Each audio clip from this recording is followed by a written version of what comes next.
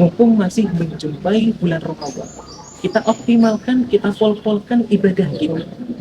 Karena ketika kita sudah tidak menjumpai bulan Ramadan, atau ketika kita sudah meninggal, semua itu akan sia-sia.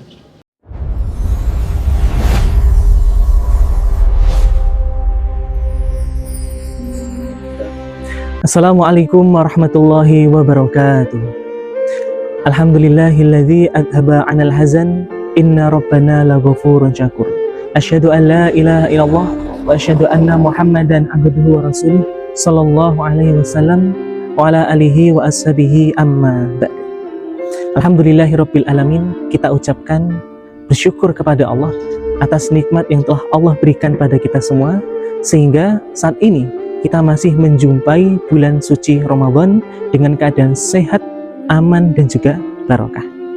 Saudaraku sekalian, di dalam hadis riwayat Muslim dijelaskan, ada seorang sahabat yang dia itu terkenal baik orangnya, yang dia itu adalah orang Ansor dan menjumpai Bai'atul Aqabah. Tapi di perang Tabuk, tanggal 9 Hijriah, dia tidak menghadiri perang tersebut. Sampai-sampai Nabi bertanya, kemana dia?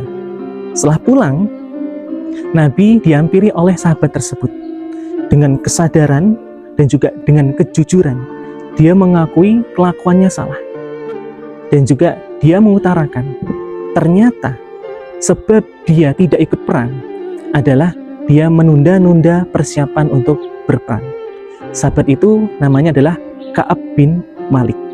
Nah, singkat cerita, setelah 50 hari, setelah dia merasakan kesedihan karena taubatnya ditunda oleh Allah, dan juga dia didiamkan atau dibatasi interaksinya dengan orang iman yang lain, alhamdulillah, dia taubatnya diterima oleh Allah. Sehingga rasa syukurnya dia ungkapkan dengan dia mensedekahkan hartanya ke sabilillah. Nah, dari cerita Ka'ab bin Malik bisa kita ambil hikmah para saudara, yaitu dengan adanya kita menunda-nunda kesempatan yang Allah berikan pada kita, kita tidak menggunakan kesempatan tersebut untuk mengoptimalkan ibadah kita, maka belum tentu kesempatan tersebut akan kembali lagi ke diri kita. Bisa saja selamanya kita tidak akan menjumpai kesempatan tersebut. Maka dari itu, mumpung kita masih hidup di dunia, mumpung masih menjumpai bulan Ramadan, kita optimalkan, kita pol-polkan ibadah kita. Karena ketika kita sudah tidak menjumpai bulan Ramadan, atau ketika kita sudah meninggal, semua itu akan sia-sia. Maksudnya, kita tidak akan bisa kembali lagi ke dunia. Sebagaimana dijelaskan di dalam surah Al-A'raf ayat 34. فَإِذَا جَاءَ أَجَلُهُمْ لَا يَسْتَأْخِرُونَ سَاعَةً وَلَا يَسْتَقْدِمُونَ. Ketika itu ajal tiba, maka manusia itu tidak akan bisa mengakhirkan ajal tersebut dan tidak akan bisa memajukan atau mendahulukan ajal tersebut. Nah, sehingga dia nggak bisa kembali lagi ke dunia.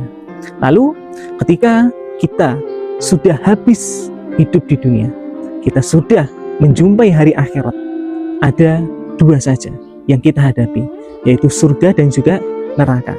Orang yang mendapatkan surga, mereka tetap menyesal kenapa sewaktu di dunia tidak mempersungguh di dalam ibadah. Apalagi orang yang tidak beribadah, mereka sangat menyesal. Yang mana dijelaskan di dalam surah Al-Fajr ayat 24. Ya laitani qaddamtu li hayati. Aduh, saya rusak.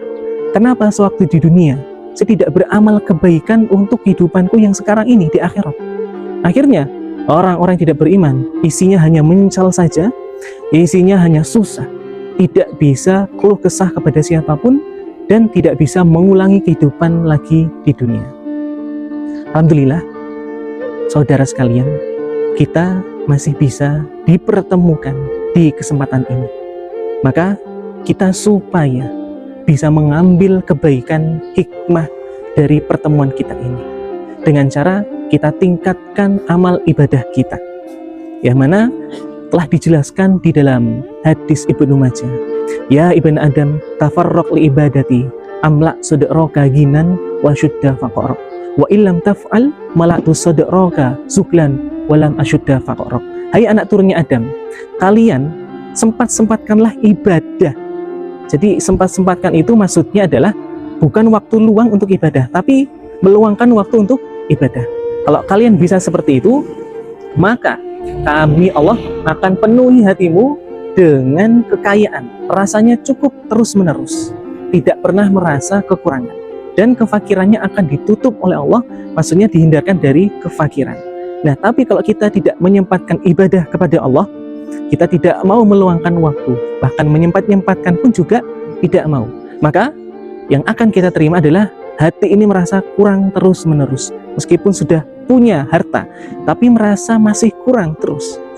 Lalu kefakiran akan didekatkan pada dirinya, dia akan di dalam kefakiran terus-menerus. Alhamdulillah kita bisa sampai detik ini, berarti Allah mengqadar baik kepada kita semua.